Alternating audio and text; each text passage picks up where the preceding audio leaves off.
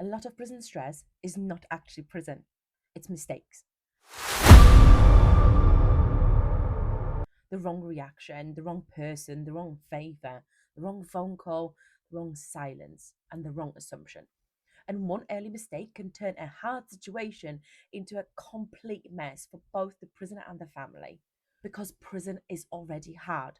What makes it worse is when people panic, react emotionally, trust the wrong people, stop communicating properly, or leave problems to grow. So, in this video, I'm breaking down the mistakes that can cause the most damage earlier on, how to avoid them, and what to do if things have already started going wrong.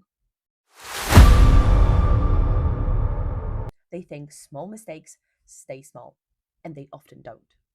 Let's start with one of the fastest ways prisoners wreck their own peace early: acting on emotion, on fear, anger, that internal shame, panic, trying to save face, trying to prove something. That is where stupid decision starts. Talking too much, reacting too fast, trusting the wrong person, getting dragged into someone else's business and drama, trying to look hard, or refusing to help because they think asking for help makes them look weak. Because one emotional decision can create days or even weeks of stress afterwards. So the smarter move is simple: slow yourself down. You do not have to answer everything, you do not have to react to everything, you do not have to prove yourself to everyone. Sometimes the stronger move in prison is doing less, not more. And if you have already handled something badly, do not keep doubling down just because your pride is now involved. Step back, calm it down where you can, stop feeding it. And if it has turned into something bigger and you think it's something unmanageable, get support early instead of acting like it will just sort itself out. Now, let's get into another mistake that causes a huge amount of stress: not learning the system fast enough. People think that their problem is prison. Sometimes the problem is that they do not yet understand how that prison works. They don't know the routine. They don't know who deals with what. They don't know what applications are used for what. They don't know how to ask properly. And then everything starts feeling like a battle, and that creates unnecessary stress. So the fix is this: learn the basics fast. Learn the routine. Learn who handles day to day issues. Learn who deals with healthcare. Learn who deals with safer custody concerns. Learn how to get visits sorted. Learn how phone numbers get added, how to contact your key worker, OMU, work, education, all of these things through the right route. Because prison will get harder when basic admin turns into constant frustration for you. And linked to that, here's another mistake that catches people out fast: getting advice from the wrong people. Prison is full of Mr. Knows It All who sound like they genuinely know everything and they've been everywhere, but they don't. If you need guidance, try PID workers on the wing, induction orderlies, or just wing mentors, people in actual helper roles who are there to support new prisoners like you and point them in the right direction. That does not mean they know every answer, but it is a lot better than trusting some random landing Joe Smith who thinks he knows best because he has got an opinion on everything. Bad advice inside can waste your time, send you down the wrong road, or get your hopes up for absolutely no reason, or make your problems worse. So get advice from people whose roles are actually meant to help, not just people who talk the most. And if things are already not moving, stop asking vaguely and start getting specific. What exactly do you need? Who is meant to deal with it? When did you ask first? Did you put an app in? Have you kept a note of it? That alone starts putting you back in control, where you feel like you don't really have much control over your life at the moment anyway. Now, let's get into one of the fastest ways a small problem can turn into a much bigger one: debt and favors. And that catches people out all the time. It rarely starts looking serious. It's just a bit of food, it's only a bit of vape, a favor, a don't worry, just get me later. And before long, something very small has turned into pressure. This is why one of the easiest rules in prison is also one of the most important ones. Do not start owing people. Do not take what you can't repay, usually double the amount. Do not assume kindness is always kindness. And do not think a small favor always stays small, because often it doesn't.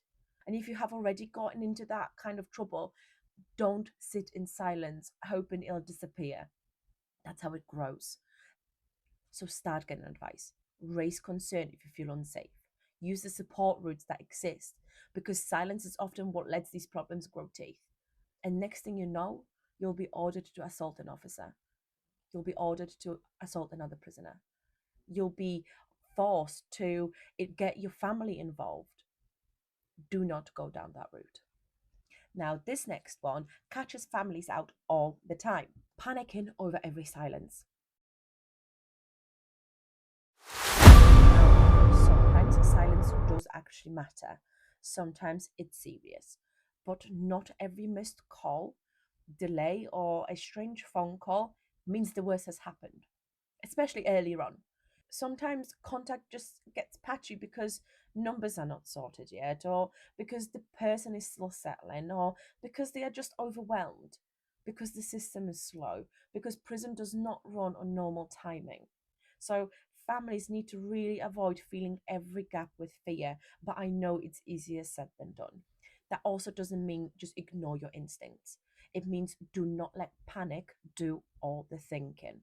Better move is keep notes, check the actual prison process, know who to contact, and act clearly if there is a real concern, not just emotionally, clearly. And this is another massive one. Trying to do everything from memory.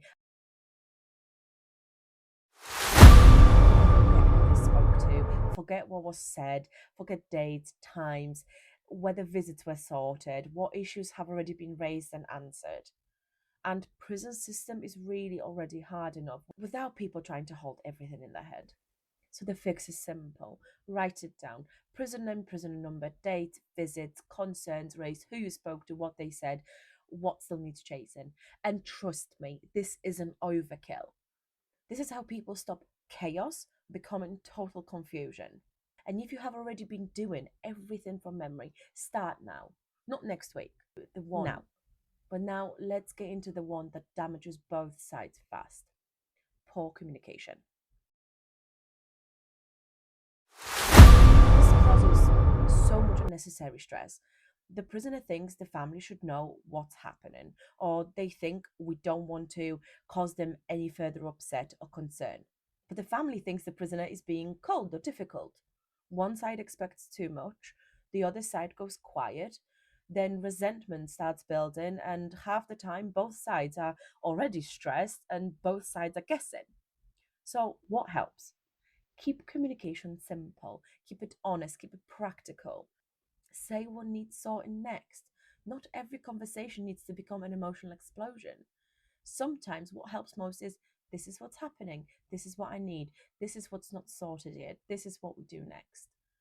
That reduces drama and helps people feel less lost. And if your communication has already gone messy, reset it.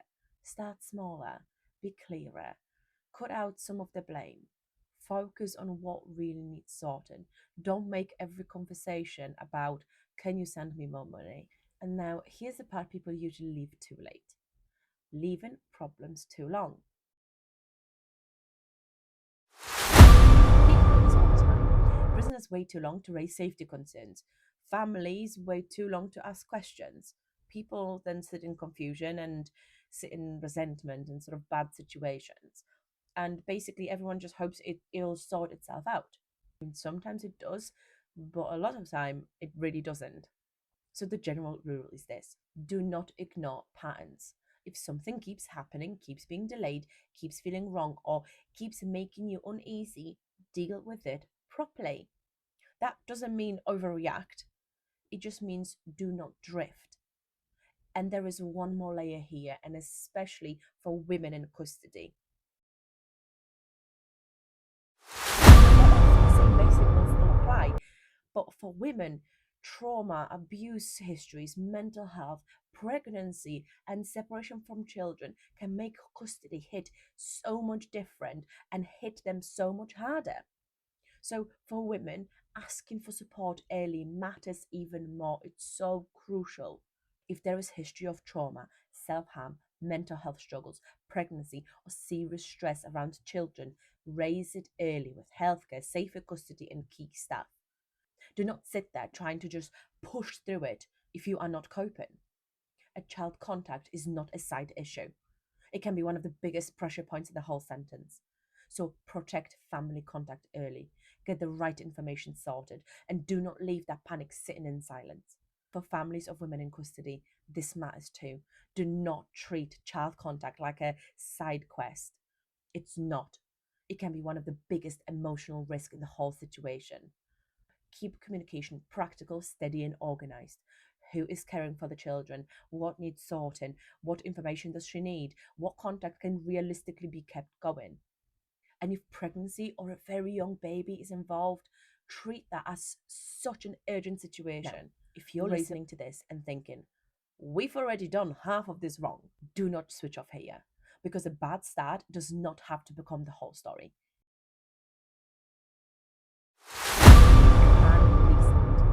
And the reset usually starts with a few basic things.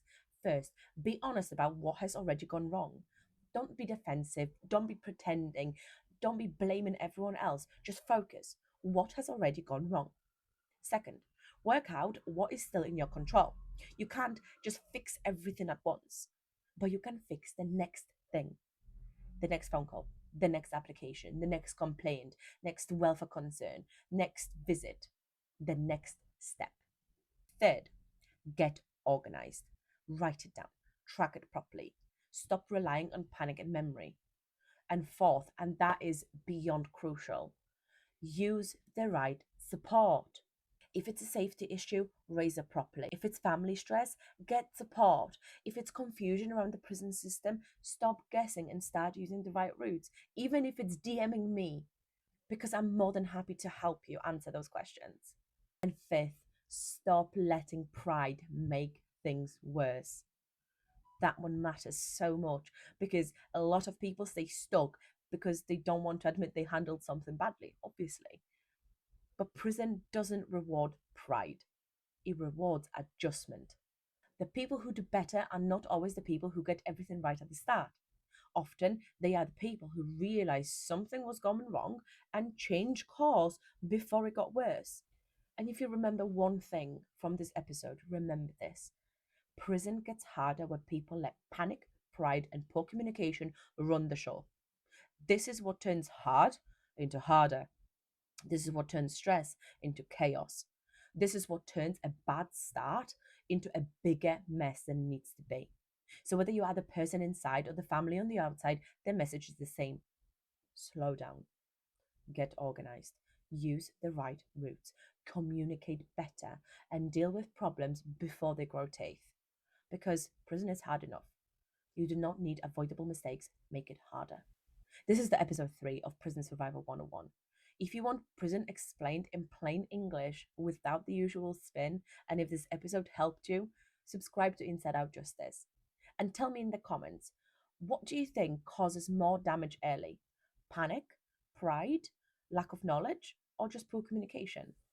And before I wrap this up, hi, my name is Dagna, and I was a prison officer in the UK for about 6 years. I've stood on the inside of the system. I've seen what the headlines miss. So this is Inside Out Justice. It's when we say the quiet parts out loud.